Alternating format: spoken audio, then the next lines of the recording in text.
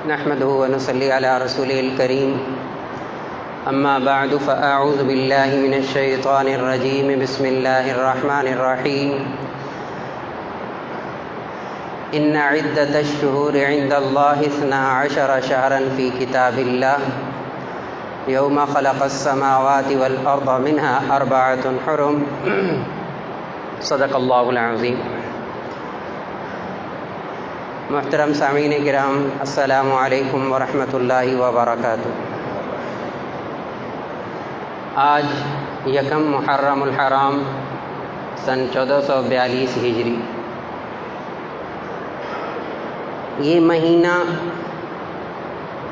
جسے ہم عام طور پر کہہ دیتے ہیں کہ اسلامی مہینہ، چاند کی تاریخوں کے اعتبار سے یہ پہلا مہینہ ہے اور جس کی آج یکم ہے، پہلی تاریخ ہے۔ ہر سال یہ مہینہ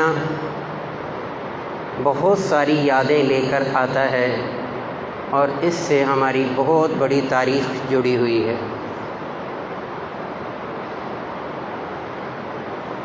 تاریخ ہر قوم کی، ہر شخص کی ایک ایسی ضرورت ہے جس سے وہ اپنے ماضی کو دیکھ سکتا ہے، ماضی کو یاد کر سکتا ہے، اس سے عبرت حاصل کر سکتا ہے، اس سے تجربات حاصل کر سکتا ہے۔ تاریخ ایک ایسی چیز ہے۔ یہ یکم محرم الحرام، یہ سن ہجری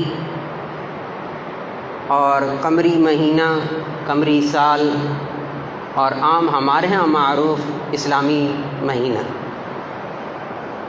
اس کی دلچسپ تاریخ ہے۔ ویسے تو اگر دیکھا جائے تو مورخین نے تو یہاں تک لکھا ہے کہ حضرت آدم علیہ السلام سے لے کر حضرت نوح علیہ السلام تک یہ ایک تاریخی حصہ ہے۔ پھر حضرت نوح علیہ السلام کی جو آگے اولاد، طوفان نوح کے بعد حضرت نوح علیہ السلام کے 3 بیٹے تھے، ان سے جو آگے نوع انسانی کی نسل آگے چلتی ہے، تو انہوں نے ہر ایک نے اپنے اعتبار سے تاریخ کو مدون کیا، ہر ایک نے۔ چنانچہ حضرت یہود نے خاص طور پر حضرت یوسف علیہ السلام سے لے کر حضرت موسیٰ علیہ السلام تک، پھر حضرت موسیٰ علیہ السلام سے لے کر حضرت سلیمان علیہ السلام تک، پھر حضرت سلیمان علیہ السلام سے لے کر حضرت عیسیٰ علیہ السلام تک، یہ تاریخ اس طرح مرتب کی گئی۔ پھر اس کے بعد عربوں کی ایک اپنی تاریخ ہے، عربوں کی ایک تفصیل طلب ہے، یہاں مقصود بھی نہیں ہے۔ لیکن یہ جو ہجری سال کا آغاز ہوا، اسی طرح ایک قبل از مسیح کیلنڈر اب تک چل رہا ہے، جسے قاف میم کہہ کر اس کو استعمال کیا جا رہا ہے۔ پھر سن عیسوی جو عام طور پر اب ہم 2020 میں ہیں، آگے وہ حمزہ کی طرح لکھا جاتا ہے، اسے عین پڑھا جاتا ہے عام طور پر۔ اس پہ بھی بہت اختلاف ہے، بعض کہتے ہیں یہ غلط ہے، یہاں سن عیسوی بنتا ہی نہیں ہے۔ بہرحال چونکہ رائج ہے، مشہور ہے، تو اس لیے یہ سن عیسوی کہلاتا ہے۔ حضرت عیسیٰ علیہ السلام، یہ جو حمزہ ہے یہ در حقیقت عین ہے جو حضرت عیسیٰ علیہ السلام کی طرف منسوب ہے۔ یہ جو یکم محرم الحرام سے ایک سال شروع ہوتا ہے، اس کے ساتھ آگے گول ہے لکھی جاتی ہے، آنکھوں والی ہے لکھی جاتی ہے، یہ سن ہجری کی طرف اشارہ ہے، سن ہجری کی طرف۔ یہ بھی سیدنا عمر ابن خطاب رضی اللہ تعالیٰ عنہ کا کارنامہ ہے۔ مختصر یہ کہ حضرت عمر بن خطاب رضی اللہ تعالیٰ عنہ اپنے دور حکومت میں جب ان کو خلیفہ بنایا گیا، جب خلیفہ ہو گئے، تو اس کے بعد حضرت عمر بن خطاب رضی اللہ تعالیٰ عنہ کے پاس ایک خط آیا کہیں سے، تو خط کو پڑھا تو لکھا تھا شعبان۔ تو حضرت نے فرمایا کہ یہ کون سا شعبان ہے، کچھ پتہ نہیں چل رہا۔ ایک قصہ یہ ہوا۔ دوسرا یہ ہوا کہ حضرت ابو موسیٰ اشعری رضی اللہ تعالیٰ عنہ ایک جگہ کے گورنر تھے، انہوں نے باقاعدہ طور پر حضرت عمر رضی اللہ تعالیٰ عنہ سے درخواست کی کہ حضرت آپ کے خطوط، بلکہ خاص طور پر آپ کے حکم نامے ہمارے پاس پہنچتے ہیں، ہمیں یہ نہیں پتہ ہوتا ہے کہ پہلا کون سا حکم آپ نے دیا ہے، بعد میں کون سا دیا ہے، اس پہ تاریخ ہونی چاہیے تاکہ پتہ چل سکے کہ آپ کا جو حکم آیا ہے وہ کون سی تاریخ کا تھا۔ چنانچہ اس پر حضرت عمر بن خطاب رضی اللہ تعالیٰ عنہ نے مدینہ منورہ کے اندر اس وقت کے مشہور اور جلیل القدر صحابہ کی ایک مشاورتی اجلاس بلایا، ایک میٹنگ کی۔ جس کے اندر سیدنا عثمان غنی، سیدنا علی المرتضیٰ، حضرت عبد الرحمن ابن عوف رضی اللہ تعالیٰ عنہ، یہ 3 نام تو سر فہرست ہیں، اور بھی جلیل القدر صحابہ تھے اس میں۔ اب آغاز کہاں سے کیا جائے؟ نئے سال کا، نئے کیلنڈر کا آغاز ہونے لگا ہے، صحابہ اکرام موجود ہیں کہ کہاں سے اس کا آغاز کیا جائے۔ میں کہہ رہا ہوں یہ یکم محرم الحرام، یہ 1442 ہجری، اس کی ایک تھوڑی سی تاریخ ہے، ہر سال ہمیں وہاں لے جاتی ہے، اس قصے کی طرف، اس واقعے کی طرف۔ تو حضرت عمر بن خطاب رضی اللہ تعالیٰ عنہ اور سیدنا علی المرتضیٰ رضی اللہ تعالیٰ عنہ، ان دونوں صحابہ کی رائے یہ تھی، بعض کی رائے یہ آئی کہ جس سال رسول اللہ صلی اللہ علیہ وسلم کی ولادت باسعادت ہوئی، اس سال کو ہم سال مقرر کرتے ہیں، وہاں سے ایک کیلنڈر کا آغاز کرتے ہیں۔ دوسری رائے آئی تھی کہ رسول اللہ صلی اللہ علیہ وسلم کی جس سال بعثت ہوئی، آپ کو نبی بنایا گیا 40 سال کی عمر میں، اس سال سے اس کیلنڈر کا آغاز کیا جائے۔ تیسری رائے آئی تھی کہ رسول اللہ صلی اللہ علیہ وسلم نے جس سال ہجرت کی، اس سال کو آغاز کیا جائے۔ اور چوتھی رائے یہ تھی کہ جب رسول اللہ صلی اللہ علیہ وسلم کی جس سن میں وفات ہوئی ہے، اس سن سے آغاز کیا جائے اس کیلنڈر کا۔ یہ 4 رائے آئی تھیں اس مشاورتی اجلاس کے اندر۔ سیدنا عمر بن خطاب اور سیدنا علی المرتضیٰ رضی اللہ تعالیٰ عنہما، ان دونوں کی رائے یہ تھی کہ نئے کیلنڈر کا آغاز ہمیں کرنا چاہیے تو ہجرت سے کرنا چاہیے، کیونکہ ہجرت ایک ایسا عمل تھا جس کی وجہ سے حق اور باطل کے درمیان ایک امتیاز ہو گیا تھا، حق ایک طرف ہو گیا تھا، باطل ایک طرف ہو گیا تھا، اور اس پر رسول اللہ صلی اللہ علیہ وسلم کی ہجرت کرنے پر بہت سارے فضائل بھی موجود ہیں، بہت ساری چیزیں بھی موجود ہیں۔ چنانچہ اب ہجرت کا مہینہ تھا ربیع الاول کا، آپ صلی اللہ علیہ وسلم مکہ مکرمہ سے مدینہ منورہ ہجرت کر کے تشریف لائے، تو اس وقت رسول اللہ صلی اللہ علیہ وسلم جو مہینہ تھا وہ ربیع الاول کا مہینہ تھا۔ اس پر دوبارہ میٹنگ ہوئی، دوبارہ اسی اجلاس کے اندر، اسی مشاورتی اجلاس کے اندر یہ بات رکھی گئی کہ سال تو ٹھیک ہے، ہجری سال سے آغاز کیا جائے گا، ہجرت والے سال سے ہم اس کیلنڈر کا، لیکن پہلا مہینہ کون سا ہوگا؟ وہ تو ربیع الاول میں تھا۔ اس پر سیدنا عثمان غنی رضی اللہ تعالیٰ عنہ کی رائے آئی تھی کہ آپ پہلا مہینہ محرم الحرام کا رکھیں، اور وجہ بھی بیان کی، وجہ یہ بیان کی کہ ذوالحجہ کے مہینے کے اندر حاجی حج کرنے کے لیے جاتے ہیں، اور جب یہ حج کر کے واپس آتے ہیں تو حدیث میں آتا ہے حاجی حج کر کے آتا ہے تو وہ گناہوں سے ایسے پاک اور صاف ہو جاتا ہے گویا کہ اس کی ماں نے اسے ابھی جنا ہے، تو لہٰذا ادھر سے آیا گناہوں سے پاک صاف ہو کر، اب اگلا مہینہ محرم کا، سال کے آغاز کا مہینہ، اب یہ نئے سرے سے ایک قسم کی اپنی زندگی کا آغاز کرے گا، گناہوں کا بوجھ چونکہ ہے نہیں تو محرم الحرام سے اس کا آغاز کرنا چاہیے۔ چنانچہ اس طرح اس کیلنڈر کا 1442 ہجری اب ہم پہنچ چکے ہیں۔ یکم محرم الحرام اور سن 1 ہجری ہمیں یاد دلاتا ہے اس بات کی طرف کہ اب تقریباً یہ 15ویں صدی جا رہی ہے، 15ویں صدی 1442 ہجری ہے، یعنی 1442 سال پہلے رسول اللہ صلی اللہ علیہ وسلم مکہ مکرمہ چھوڑ کر مدینہ منورہ تشریف لائے تھے۔ یہ در حقیقت یاد ہے اس خاص سفر کی اور خاص ہجری سال کی۔ اس طرح اس سال کا آغاز ہوا، اور یہ جو مہینے ہیں محرم، صفر، ربیع الاول، ربیع الثانی، جمادی الاول، جمادی الثانی، رجب، شعبان، رمضان، شوال، ذوالقعدہ، ذوالحجہ، 12 مہینے۔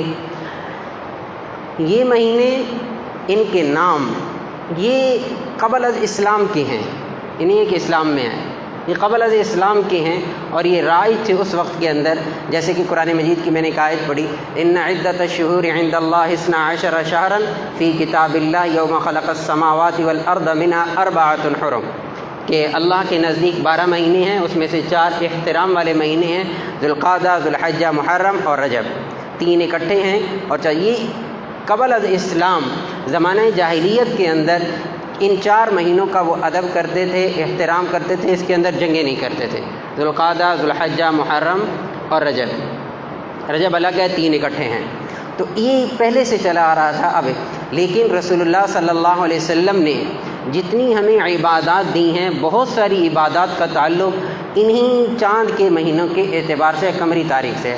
آپ روزہ رکھتے ہیں، رمضان المبارک کا مہینہ اسی اعتبار سے آتا ہے، نہ کہ جنوری، فروری، مارچ، اپریل، یہی وجہ ہے کبھی رمضان سردیوں میں، کبھی رمضان گرمیوں میں۔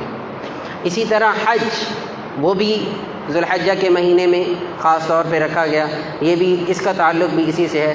زکوٰۃ کا تعلق بھی اسی سے ہے۔ ہمارے ہاں چونکہ ایک رواج ہو چکا ہے کہ جی یکم رمضان کو رمضان میں ہم زکوٰۃ نکالتے ہیں، تو ٹھیک ہے، سہولت کے لیے تو کہہ سکتے ہیں، لیکن شرعی حکم یہ ہے کہ ہر آدمی کا الگ مہینہ ہوگا اور وہ جو زکوٰۃ ادا کرے گا وہ اسی مہینے کے اعتبار سے ادا کرے گا۔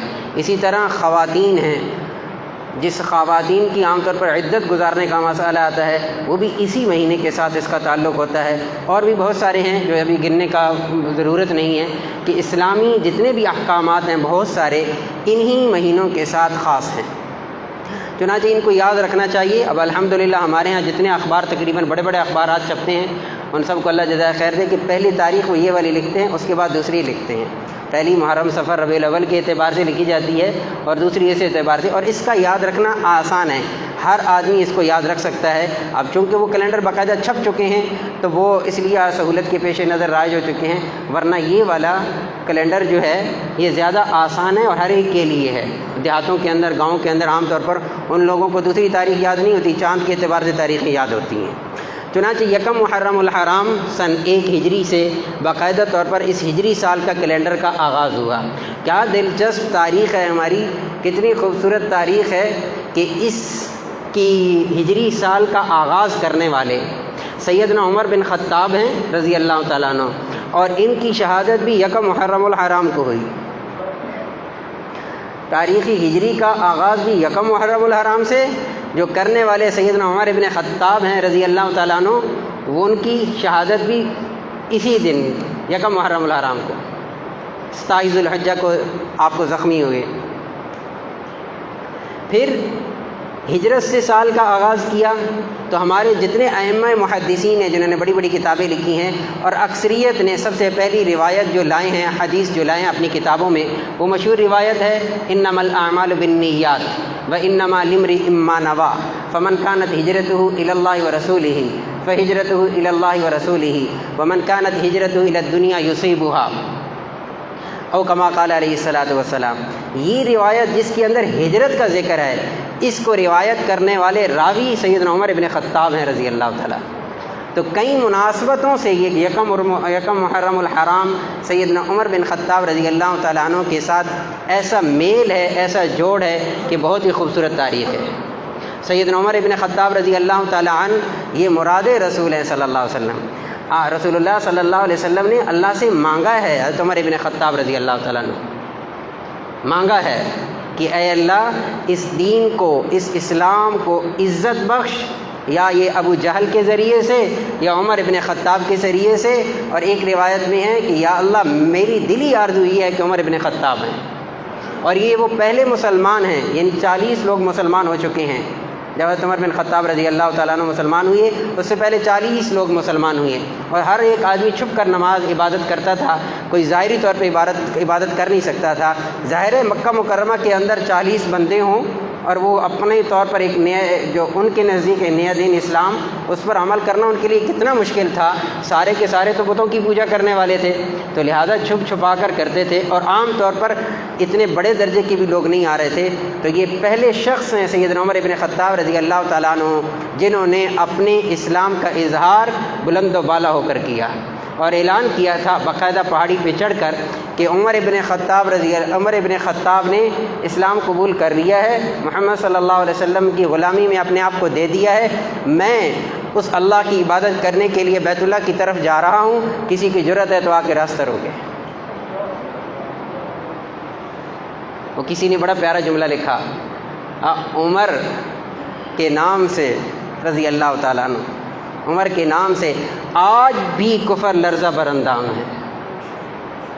عمر اہل ایمان کی بہت بڑی علامت اور نشانی ہے۔ تو حضرت عمر بن خطاب رضی، پھر میں مختصر کرتا ہوں، میرے پاس وقت نہیں ہے، آپ حضرات سے میں گزارش کروں گا خود بھی پڑھیں، اپنے صحابہ کی تاریخ بچوں کو بھی پڑھائیں۔ صحابہ میں پھر عرض کروں گا، صحابہ کرام رضی اللہ تعالیٰ عنہ تاریخی حیثیت نہیں ہے، تاریخ نہیں ہے، یہ ہمارے ایمان کا جز ہیں، ایمان کا حصہ ہیں۔ خود رسول اللہ صلی اللہ علیہ وسلم کی روایت موجود ہے مشکات کے اندر، آپ نے فرمایا مجھے نہیں پتہ میں کب تک آپ کے اندر رہوں گا، مجھے نہیں معلوم میں کب تک آپ کے اندر رہوں گا، لیکن میرے بعد اقتدا کرنا ابو بکر و عمر کی رضی اللہ تعالیٰ عنہ۔ خود رسول انور صلی اللہ علیہ وسلم نے فرمایا، اور کتنی دیدہ دلیری ہے، میں کہوں گا اس سے زیادہ مہذب لفظ میرے پاس نہیں ہے ان لوگوں کے لیے، کتنی بڑی دیدہ دلیری ہے کہ حضرت عمر بن خطاب رضی اللہ تعالیٰ عنہ کی رائے کو اپنی رائے سے اوپر لے جانا۔ تو کجا کہتے ہیں کیا ہو گیا کہ اگر ایک حدیث پر، ایک بات پر عمر بن خطاب رائے دے رہا ہے تو اگر میں بھی رائے دے رہا ہوں تو کیا ہے، کیوں دین تو مکمل ہو چکا ہے۔ سوچو، کو خدا کا خوف کرو۔ عمر ابن خطاب رضی اللہ تعالیٰ عنہ کی جتنی رائے آئی ہیں، جتنی چیزیں سامنے آئی ہیں جس پر امت کا اجماع ہوا ہے، وہ تو حدیث اور قرآن کی طرح ہیں۔ خود رسول انور صلی اللہ علیہ وسلم کا فرمان ہے، میری سنت کو پکڑو، علیکم بسنتی و سنت الخلفاء الراشدین المہدیین، میرے چاروں خلفاء کی سنت کو مضبوطی سے پکڑو۔ یہ خود رسول انور صلی اللہ علیہ وسلم کی زبان اقدس سے نکلے ہوئے جملے ہیں۔ اور پھر جب ان کو خلافت ملی ہے، سبحان اللہ، کیا کہنے۔ الفاروق کے نام سے علامہ شبلی نعمانی رحمۃ اللہ علیہ نے بھی کتاب لکھی، بہت اچھی لکھی۔ اب تاریخی امت مسلمہ کے حوالے سے بہت ہی مستند قسم کی اب بھی کتابیں موجود ہیں، مطالعہ کرنا چاہیے، کیونکہ وقت نہیں ہے کہ اس ہستی کو اتنے سے وقت کے اندر کسی زمرے میں بیان کر دیا جائے۔ ایسے ایمان افروز واقعات ہیں کہ انسان دنگ رہ جاتا ہے۔ کیا اللہ نے ان کو فراست دی تھی؟ کیا اللہ تعالیٰ نے ان کو دبدبہ دیا تھا؟ کیا اللہ رب العزت نے ان کو وجاہت دی تھی؟ کیا اللہ تعالیٰ نے ان کو علم سے نوازا تھا؟ خود رسول اللہ صلی اللہ علیہ وسلم نے اب خواب کے اندر سیدنا عمر ابن خطاب کو دیکھا رضی اللہ تعالیٰ عنہ، لمبی قمیص میں دیکھا، دودھ پیتے دیکھا، اور تعبیر کیا بیان فرمائی؟ دودھ سے علم مراد لیا، اور قمیص سے فرمایا کہ تمہاری اتنی بڑی اللہ تمہیں حکومت دی، 22 لاکھ مربع میل کا تن تنہا حکمران، تن تنہا، کتنی چیزوں کو، نئی چیزوں کو وجود بخشا۔ آج ہمارے ہاں جتنے بھی ہیں، سب سے پہلے بلکہ ایک مورخ نے تو یہاں تک لکھ دیا، اگر پوری کائنات کی تاریخ پہ غور کیا جائے، پوری دنیا کے اندر یہ پہلا عظیم شخص ہے جس نے سب سے پہلے مدینہ منورہ کے اندر اور جن جن علاقوں کے اندر ان کا اپنا رائج ہو چکی تھی، حکومت بن چکی تھی، ان تمام علاقوں کے اندر جو بچہ پیدا ہوتا تھا اس کے لیے وظیفہ مقرر کیا۔ جو حضرات باہر کی دنیا کا مطالعہ اب تک رکھتے ہیں، مثالیں دیتے ہیں، ان کے لیے بہت عام بات ہے۔ سب سے پہلی شخصیت جس نے پیدا ہونے والے بچے کے لیے وظیفہ مقرر کیا وہ سیدنا عمر ابن خطاب ہیں رضی اللہ تعالیٰ عنہ۔ یہ وہ پہلی شخصیت ہیں، یہ پہلی ہستی ہیں جنہوں نے یہ کام کیا۔ فوجی دستے ان کی، چھاونیاں انہوں نے اس وقت بنائی، پولیس کا نظام انہوں نے دیا، عدالتی نظام انہوں نے رکھا، بہت ساری چیزیں جن کو لائے ہیں، اور رعب اور دبدبے کے کیا کہنے۔ اور پھر اس سے بڑھ کر آج تک جو حضرت عمر بن خطاب رضی اللہ تعالیٰ عنہ کی جو چیزیں اب تک ہمیں قرآن مجید میں ملتی ہیں، جس کے کہتے ہیں موافقات عمر، خود فرماتے ہیں حضرت عمر بن خطاب رضی اللہ تعالیٰ عنہ نے، وافقت ربی، میں نے رائے دی رسول اللہ صلی اللہ علیہ وسلم کو، اللہ تعالیٰ نے قرآن مجید نازل کر دیا، وہ تقریباً 2 درجن کے قریب ہیں آیات، 2 درجن کے قریب ہیں۔ آپ طواف کر رہے ہیں، جب مقام ابراہیم پہ پہنچے، اے اللہ کے رسول میرا جی چاہتا ہے کہ میں یہاں 2 رکعت نماز واجب الطواف پڑھوں، تو رسول اللہ صلی اللہ علیہ وسلم نے فرمایا جب تک اللہ حکم نہیں دیں گے ہم نہیں پڑھ سکتے۔ واتخذوا من مقام ابراہیم مصلی، سورۃ البقرہ آیت نمبر 126، حکم آ گیا۔ یہ رائے تھی عمر بن خطاب رضی اللہ تعالیٰ۔ دوسری، رسول اللہ صلی اللہ علیہ وسلم کی خدمت میں موجود ہیں، کہنے لگے یا رسول اللہ میری غیرت نہیں گوارا کرتی امہات المومنین موجود ہوں اور آپ کے پاس نیک اور بدکار قسم کے لوگ آپ کے پاس آتے رہتے ہیں، لہذا میری رائے یہ ہے کہ آپ امہات المومنین کو بھی اور دیگر مسلمانوں کی عورتوں کو بھی حکم دے دیجئے کہ وہ ان لوگوں کے سامنے نہ آیا کریں، پردہ کیا کریں۔ چنانچہ آیت پردہ حجاب کی جو آیات نازل ہوئی ہیں یہ بھی حضرت عمر بن خطاب رضی اللہ تعالیٰ عنہ کی رائے تھی، اور اللہ تعالیٰ نے اس پر آیت نازل کی۔ اس کے علاوہ بہت ساری آیات ہیں، وہ مشہور واقعہ ہے سورۃ النساء کی آیت نمبر 60 کے اندر، الم تر الی الذین یزعمون انہم آمنوا اس قصے کو پڑھیے جو وہ مشہور واقعہ ہے کہ جو ایک منافق اور ایک یہودی رسول اللہ صلی اللہ علیہ وسلم کے پاس فیصلہ کروانے گئے، اور رسول اللہ صلی اللہ علیہ وسلم نے یہودی کے حق میں فیصلہ فرمایا تو وہ منافق کیا کہنے لگا؟ وہ کہنے لگا میرے جی میں آیا، اس کے دل میں آیا کہ کیا کہ عمر بن خطاب رضی اللہ تعالیٰ عنہ یہود کے بارے میں سخت رائے رکھتے ہیں، لہذا ان کے پاس جا کر فیصلہ کرواتے ہیں، میرے حق میں فیصلہ ہو جائے گا۔ چنانچہ دونوں آئے حضرت عمر بن خطاب کے پاس، یہودی نے بتایا کہ ہم نبی علیہ السلام سے فیصلہ کروا چکے ہیں، میرے حق میں فیصلہ ہو چکا ہے۔ حضرت عمر بن خطاب نے باقاعدہ منافق سے تصدیق کی، کیا واقعی یہ صحیح کہہ رہا ہے؟ جی صحیح کہہ رہا ہے۔ اندر گئے، تلوار لائے، منافق کا سر اڑایا اور کہنے لگے کہ جس کو رسول اللہ صلی اللہ علیہ وسلم کے فیصلے پہ اعتماد اور یقین نہیں ہے، عمر بن خطاب کا پھر یہ والا فیصلہ ہے۔ اس موقع پر رسول اللہ صلی اللہ علیہ وسلم نے لقب عطا فرمایا فاروق، حق اور باطل کو جدا کرنے والا۔ میں نے کہا سورۃ النساء آیت نمبر 60۔ اور آخر میں ایک چھوٹا سا واقعہ، بہت سارے واقعات ہیں، ایک چھوٹا سا واقعہ بیان کرتا ہوں۔ بیت المقدس فلسطین، یہ علاقہ فتح ہوا حضرت عمر بن خطاب رضی اللہ تعالیٰ عنہ کے دور میں، باقی بہت سارے علاقے فتح ہو چکے تھے، یہ اخیر میں تھا۔ حضرت عمر رضی اللہ تعالیٰ عنہ کی رائے یہ تھی یہاں لڑائی کیے بغیر اللہ کرے یہ فتح ہو جائے، کیونکہ یہود بھی، عیسائی بھی، مسلمان سب کے نزدیک یہ مقدس جگہ ہے، تو لہٰذا کوشش یہ تھی کسی طریقے سے یہ والی جگہ جو ہے آسانی کے ساتھ اور بغیر لڑائی کے یہ فتح ہو جائے۔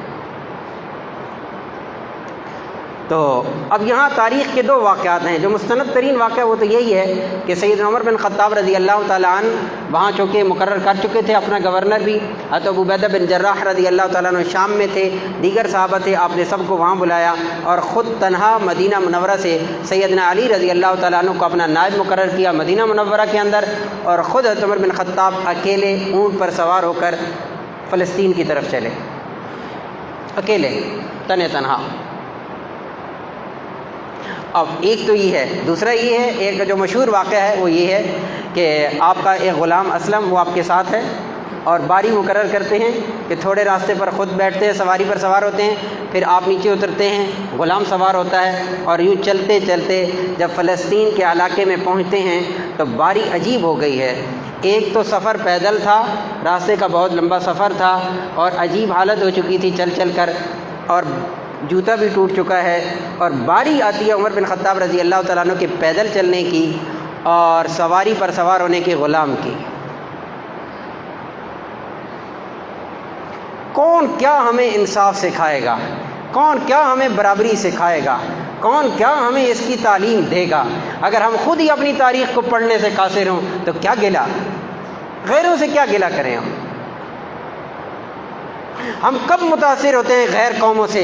جب ہمارا اپنا دامن خالی ہوتا ہے۔ خالی کب ہوتا ہے؟ جب ہمیں فرصت ہی نہیں ملتی اس کو پڑھنے کی۔ میں معذرت سے عرض کروں گا، میں جذباتی نہیں ہو رہا، میں اپنے جذبات کی ترجمانی کرتے ہوئے یہ بات میں ضرور عرض کروں گا، ہم جتنے بیٹھے ہیں آپ میں سے کتنے لوگوں نے اپنی اس تاریخ کو پڑھا ہے؟ ہم نے اپنی اولادوں کو جن اداروں کے اندر بھیجا ہے ان اداروں کے اندر ان چیزوں کی تعلیم دی گئی؟ کہاں گئی ہماری ایسی؟ وَأَنْتُمُ الْأَعْلَوْنَ إِن كُنتُم مُؤْمِنِينَ، تم ہی سر بلند رہو گے اس لیے تم مومن ہو۔ کب مومن سر بلند رہے گا؟ صرف کلمہ پڑھ لینے سے، 5 وقت کی نماز پڑھ لینے سے، حج کرنے سے، عمرے کرنے سے کیا ہم مسلمان رہیں گے؟ ہمیں اپنی طاقت کا اندازہ ہی نہیں ہے، ہمیں اپنے بزرگوں کی تاریخ کا پتہ ہی نہیں تھے، ہے ہی نہیں، پڑھا ہی نہیں، سنا ہی نہیں، دیکھا ہی نہیں، ہمیں فرصت ہی نہیں، ہمارے سلیبس کی حصہ ہی نہیں، ہم 24 گھنٹے جس کو دیکھتے ہیں وہاں اس کا تصور ہی نہیں، ہم جس کو سنتے ہیں وہاں اس کا تصور ہی نہیں، پھر ہم مسلمان بھی کہلاتے ہیں۔ وہ معزز تھے زمانے میں مسلمان ہو کر، صرف عزت کائے کے لیے تھی۔ اسی قصے کو پڑھیے گا، حضرت ابو عبیدہ بن جراح رضی اللہ تعالیٰ عنہ نے راستے پہ پڑاؤ ڈالا حضرت عمر بن خطاب نے، تو حضرت ابو عبیدہ بن جراح کہنے لگے حضرت یہ لباس یہ حالت ہم نہیں جانے دیں گے آپ کو، اچھا لباس پہنو۔ حضرت عمر بن خطاب فرمانے لگے کیا بات کرتے ہو، ہمیں اللہ نے عزت لباس میں دی ہے، ہمیں اللہ نے معزز کیوں کیا ہے؟ ہمیں اللہ نے عزت دی ہے اسلام کی وجہ سے، ہمیں اللہ نے عزت دی ہے اسلام کی وجہ سے۔ لہٰذا جب کہتے ہیں حضرت کے کپڑے اس جوڑے کو دھویا گیا تو بہت ساری جگہوں پہ پھٹ گیا، 17 پیوند لگے، اور جب داخل ہوئے اس وقت کے یہود نے اپنی پرانی کتابوں کو کھولا اور دیکھا کہ اس فلسطین کے علاقے کو جو فتح کرنے کے لیے جو مسلمان لیڈر آئے گا، حکمران آئے گا، اس کی سواری پہ سوار اس کا غلام ہوگا، نکیل اس نے پکڑی ہوئی ہوگی، ہاتھ میں جوتا اس کا پھٹا ہوا ہوگا۔ عمر بن خطاب رضی اللہ تعالیٰ، ہم تو سنتے ہیں پڑھتے ہیں کہ کس بھی حکومت کر کے گئے، اتنے لاکھ لوگوں پر حکومت کر کے گئے، اتنے علاقوں پر کر گئے۔ میں تو کہتا ہوں انہوں نے زمین پہ بھی حکومت کی، انہوں نے پہاڑوں کو بھی حکم دیے، انہوں نے دریاؤں کو بھی حکم دیا۔ دریائے نیل ایک جملہ لکھا تھا، ایک سطر لکھی تھی، کہا کہ تو کس کی حکم سے بہتا ہے؟ اپنی مرضی سے بہتا ہے تو تیری کوئی ضرورت نہیں، ہمیں بند ہی رہے، اگر تجھے اللہ چلاتے ہیں تو پھر چل، آج تک نہیں ختم ہوا۔ اللہ رب العزت ہم سب کو اپنے ان بزرگوں کی حالات کو پڑھنے کی اور ان کے مطابق اپنی زندگیاں گزارنے کی توفیق نصیب فرمائے۔ وآخر دعوانا الحمدللہ۔